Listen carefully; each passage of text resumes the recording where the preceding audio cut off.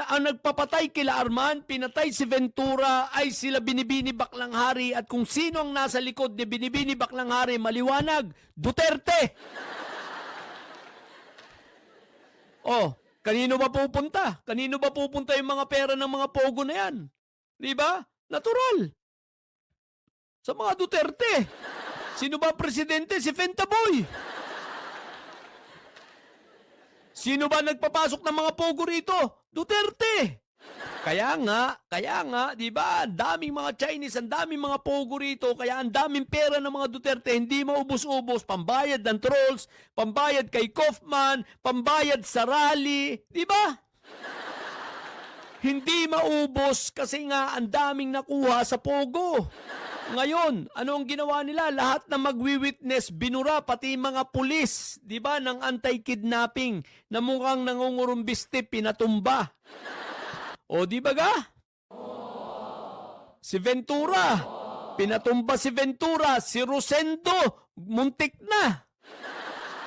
Buti na lang at umabot pa siya sa ang naging DOJ secretary na ay si Remulla. Eh kung hindi, tumba rin siya. At sa katunayan, so pine-frame up na guys. Ang sabi rito, nang tumanggi siya, ay paulit-ulit siyang pinahirapan. O, ito na nga. Kaya siya nagdemanda sa ombudsman. Sa kasamaang palad, ang ombudsman pa ng panahong yun ay si Martires. Kaya walang nangyari, di ba? At ngayon, pinabuksan na kay Ombudsman Boying ito, itong usapin na ito. So, pinatulog ni Martires. Alam na this, di ba? Magkakakutsaba ang mga yan Okay.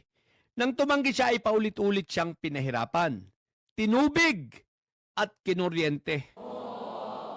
Ako po sa buhay ko talagang personal po akong nakakita ng tinutubig at kinukuryente. Dahil siyempre taga WPD po ako, di ba? Naranasan ko talaga yan. Oy, shoutout nga pala kay Kuya Rick Reyes nang nasa USA. Ito, alam na ito ni Kuya Rick Alam na alam namin yan. Okay. Para manatiling buhay, ay pumayag na si Rosendo sa gustong mangyari ni Harry Roque at Margaret Lu. Okay. So, ito na. Set up na. Free name up na. Si